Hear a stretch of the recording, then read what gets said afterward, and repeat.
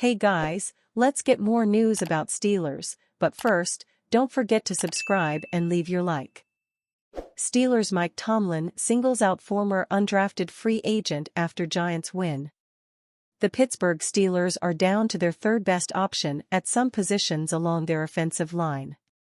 Yet, they keep turning out impressive performances on the ground. After beating the New York Giants 26-18 in Week 8, Steelers head coach Mike Tomlin made sure to give credit where credit was due. According to Tomlin, that was new Steelers starting center Ryan McCollum. "It was really impressive again, considering some of the circumstances," Tomlin said of the Pittsburgh rushing attack in his post-game press conference. "Can't say enough about guys like Ryan McCollum, who are getting an opportunity to step up and put their hand in the pile and carve out space for themselves in this thing. We talk too much about guys that we don't have in this business. There's always other deserving men on the other end of that conversation who are getting an opportunity. Ryan McCollum is one of those guys and a major component for why we were successful in terms of running the football." The Steelers ran for 167 yards, averaging 5.4 yards per carry, in the 8-point victory against the Giants. Pittsburgh has averaged 158 rushing yards per game the last 2 weeks, with McCollum starting at center. McCollum, who went undrafted in the 2021 NFL Draft, has started the past 2 games in place of injured rookie Zach Frazier. The Steelers are also missing backup interior lineman Nate Herbig, who would probably be starting at center in place of Frazier if he hadn't suffered an injury during the preseason. Before 2024, McCollum had started 1 game in his 4-year NFL career. The Steelers have eclipsed the 100-yard mark on the ground in every game but one this season.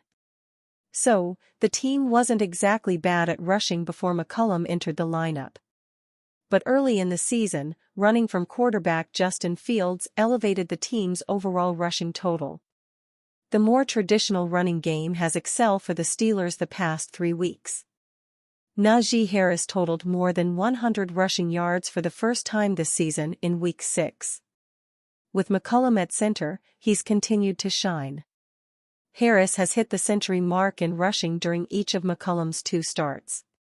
Over the last 3 games, Harris is averaging 107.3 rushing yards per contest and nearly 6 yards per carry. In the first 5 games of the season, Harris averaged 54 rushing yards per contest and 3.3 yards per carry. Not only is the 26-year-old Steelers running back looking as good as he has all season, this is one of the best stretches of his 4-year career. Harris had never recorded 3 straight games with at least 100 rushing yards before October 28. Again, Harris reached those totals with McCollum anchoring the Steelers' offensive line in 2 contests. The Steelers drafted Frazier in the 2nd round of the 2024 NFL Draft. Prior to his injury in Week 6, he had been playing great football. Pro Football Focus has Frazier rated as the 2nd-best center who has played at least half of his team's offensive snaps this season. So, it's highly unlikely McCollum takes his job, regardless of how well he plays.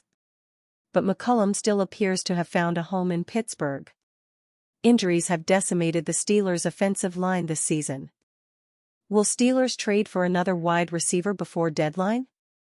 The Steelers have now played their front slate of games, and it has been interesting. Since Russell Wilson took over at quarterback, we are seeing more rounded skill position contributions.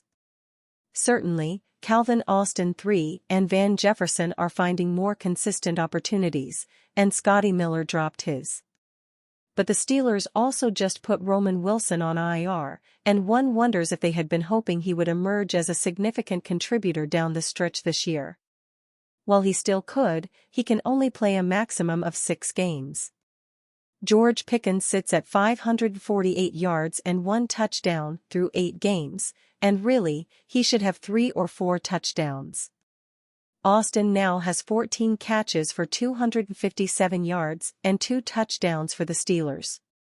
Jefferson scored last week and is now up to 139 yards. He had his best game, in fact, catching 4 for 64. It was the first game all season in which the Steelers had 3 wide receivers produce 50-plus yards. Including backs and tight ends, it was only the second such game. And it was also the second game in which even 2 wide receivers produced 50-plus yards for the Steelers. The question is, of course, is this repeatable now that Russell Wilson is cooking? Do the Steelers have the firepower to sustain a threatening offense? They have a tougher second half of the schedule, and will have to match more potent offenses. We can't forget the fact that the Steelers tried to trade for Brandon Ayuk, and they called about Davante Adams and Mike Williams. If nothing else, the front office has repeatedly done its due diligence, trying to better the wide receiver room. But for most of that, they made these pursuits without seeing the offense run by Russell Wilson. Now that the Steelers have 2 games worth of Russ, and they are seeing how guys like Austin and Jefferson can contribute, are they satisfied with their receiver room? Or will we see another starter on the field via trade by the time they face the Commanders? The Pittsburgh Steelers must trade for Kupp right now. In the NFL, the opportunity to trade for a star player at a position of need doesn't come around very often, unless you're the Pittsburgh Steelers. The Steelers have been looking for a wide receiver all season, missing out on plenty, but now with news breaking that Kupp is on the trade block, the goal is simple: bring him to Pittsburgh. Pittsburgh's hunt for a wideout started with Brandon Ayuk, who dragged out a lengthy holdout in San Francisco. When both teams agreed on a trade and contract extension that was essentially a done deal, he proved he never really wanted to leave the Bay, inking an extension almost identical to what the Steelers were prepared to pay him. From their links to cut candidates like John Mechie III and Tim Patrick emerged, it looked like Pittsburgh was going to get a low-risk, low-reward type of player to handle the WR2 duties. Except no, that wasn't the case, as no move was made and the Steelers seemed to just be rolling with what they had. That was until drama began to unfold in Las Vegas. When Davante Adams became available, Pittsburgh was immediately linked to the 31-year-old as one of the favorites to land him. That was until the Jets lost on Sunday Night Football. The move that seemed inevitable finally happened as the Adams-Rodgers reunion was finalized. The Steelers would lose out on yet another pass catcher. But just as Pittsburgh's receiver hopes looked all but gone, the Rams made an announcement. As of Monday, it was reported that the Rams are looking to trade former Super Bowl MVP, Kupp. Now, missing out on one star is one thing, it happens, twice you're unlucky, but a third time.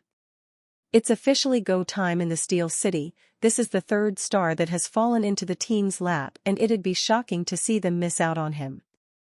Especially because the supposed asking price for Kupp is a second-round pick, with LA even willing to take on some of his $29 million salary. This seems to be a home run for the Steelers. They were ready to send a second-rounder and pay almost $30 million a year for Ayuk, except is it really?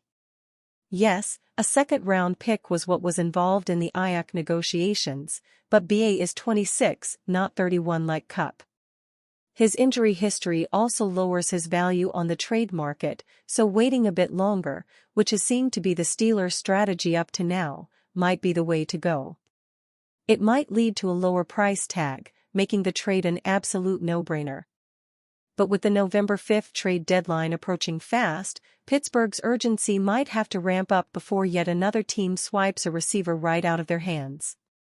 If you were to ask me, I think it's only a matter of time until Kupp is playing in the City of Champions. Simply because, it's not going to fall much further in Pittsburgh's lap than this. You don't get this many chances at this many good players often. The Steelers have to cash in now. GM Omar Khan has to pull the trigger. And you fan? What do you think of the situation of Kupp? Leave your opinion in the comments.